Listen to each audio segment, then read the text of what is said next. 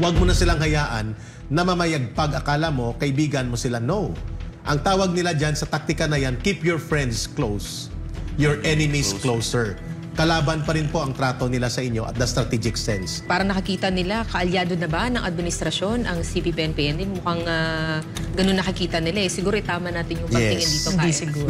Hindi kami naniniwala na kaalyado na siya ang CPP-NPA-NDF ni Pangulong Bongbong Marcos Jr. at ng kanyang administration. Pinapalabas nila Franz Castro yun. Pero hindi totoo yun. Ang tawag namin dito, nagkakaroon ng limited tactical political alliance doon kay Speaker Martin Romualdez at sa CPP block na nasa loob ng Kongreso. Bakit limited? Sapagkat nakapokus yan sa pag-atake kay Sara Duterte. Doon lang yon. But Martin Romualdez, as a political leader, as a politician, does not believe in the ideology of the CPP, NPA, NDF. So, hindi ito ideological alliance. Ito ay tactical, political alliance for convenience, for common enemy sa politika. Sa CPP, NPA, NDF, naghuhugot sila ng lakas mula kay Speaker Martin Romualdez at sa bloke nila sa Congress sapagkat dahil sa pondo.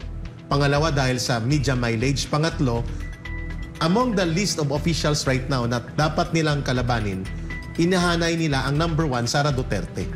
But of course, tama si Ma'am Lorraine sa binabanggit niya dito as caveat or warning kay Speaker Martin Romualdez, mag-ingat kayo sir, sapagkat pag nagtagumpay sila, which hindi na mangyayari yon, na mawasak ang political value ni Sara Duterte at ang kanyang value sa alliance with the Marcos administration, isusunod po nila si Bongbong Marcos at ikaw.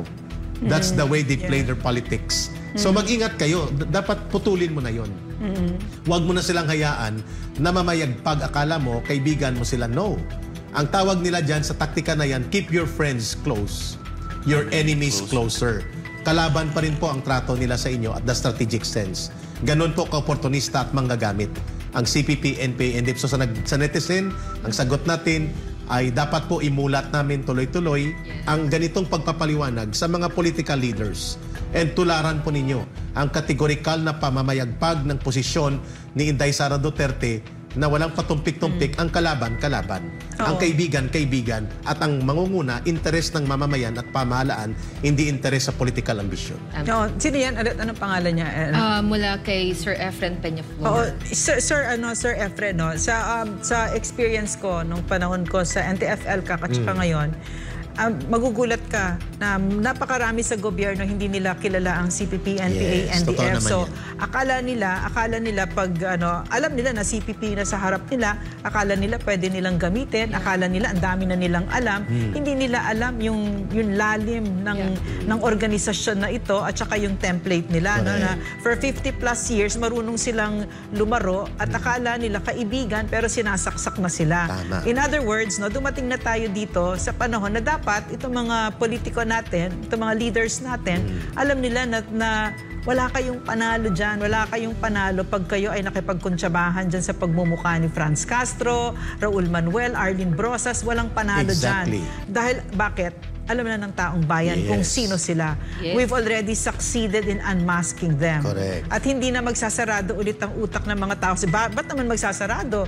Hanggang ngayon tuloy-tuloy at kitang-kita kung anong ginagawa nila, no? Akala nila may naniniwala pa sa kanila pero halata, di ba? So, tapos na yung panahon na pwede ninyong traidorin ang mga mamamayang Pilipino. Gising na kami at nasasaktan kami pag nakikita namin na ang mga leaders namin na pinagkakatiwalaan namin at dinala namin sa Kongreso, ang siya pang nakikipagkuntsabahan dito sa tatlong ito. Correct. Agree. Ka-Eric, siguro mas palalimin natin. Kasi itong mga nasa CPP-NPA, di po sila traditional na opposition lang. Hindi po sila ganun. Na talagang sila ay may layunin. So paano ba natin ma-differentiate? Kasi nangyayari, parang itong bas opposition sila ngayon sa current administration, parang yun lang tingin, isa silang basket. Ano bang pagkakaiba? Tama ka, Miss Ina. The objective of the organization must be very clear.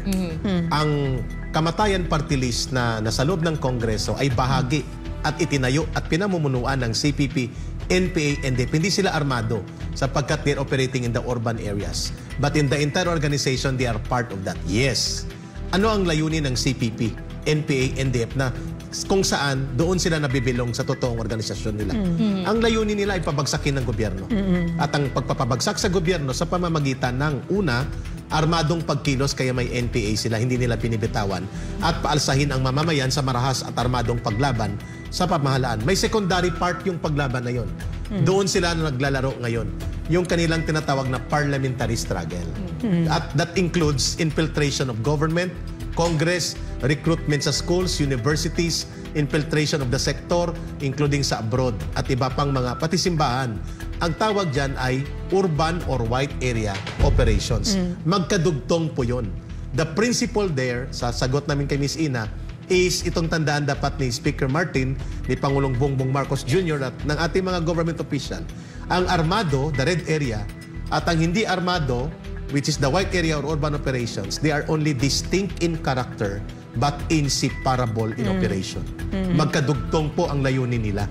Magkaiba ang pamamaraan pero hindi sila hiwalay. Supportive of each other. Yes. Yan, mutually supporting one another with the principal form which is the armed nila na bumabagsak ngayon, with the secondary form, yung urban operations na kailangan nilang palakasin at ibangon para i-reinforce itong armado. Kaya nila kailangan itong mga alliances na yan. Yun. And ang ating mga kababayan naranasan na nila yung karahasan ng mga NPA na ito.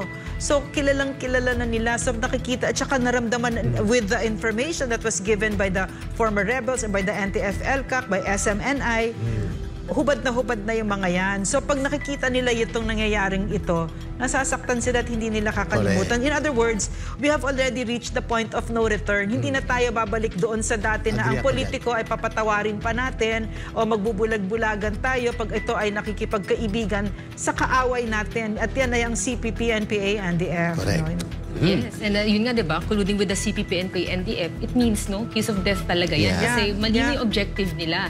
Kaya kahit nasabihin na natin may mga issue na kayo ay pwede mag-agree, pero kung kayo ay sumasama din sa nakipagkaibigan sa kanila, eh parang ang nakikita po natin dyan, kayo rin ba ay sumusuporta sa kanilang objective. So linawin po natin, no, yung hangganan ng inyong pakikipag-alliance sa kanila, which is yun talaga yung dugton. Makikita ng ating mga kababayan na kayo ay nagiging tila traidor sa ating bayan. Sapagkat ang lumalakas sa alliance, Brother Franco, at the end of the bargain, ang CPP, NPA, NDF, ang umihina, ang gobyerno. Bakit? Nagkakawatak-watak tayo.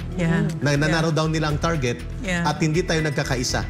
Tingnan mo kung nagkaisa si Speaker Martin Romualdez at ang kanyang leadership, ang Senate, si Vice President at si BBM. Hindi wala silang mapuntahan, malulugmok sila at dapat nga paimbestigahan pa sila. Dapat tanggalin sila dyan.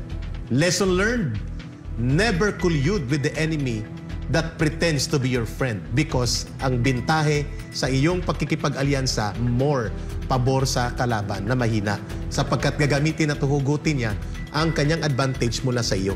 If you are part of the leadership of the government, that is very dangerous. At saka alam mo, for argument's sake, sabihin natin, no, kasi sinasabi kasi one of the criticisms is that ang aga-aga nagmamalitika na, no?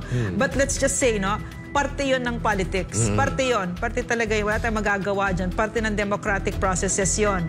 Pero ang gusto naming sabihin dito, ang kaaway ay iisa lang. Hindi tayo magkakaaway dito kung hindi ang CPP ang kaaway natin. Can I just read something? Kasi ang ganda, di ba sinabi ni Jantus na natalo yung kanilang barangay captain na CPP connected. Na CPP. Tapos sinabi ni Phil Dacera, Jantus Land, dito din sa amin, grabing pera pero puro bago pero talo pa rin. Buti na lang kasi puro casino lang ang alam. I don't know where this place is. So, it's on the ground. Sa ating mga politiko na akala ninyo ay inyo pa din, mananalo pa din kayo. Pag kaibigan nyo ang CPP, on the ground nangyayari na. Mga kababayan natin ang tumatalikod na dito kahit inuulanan na sila ng pera. No?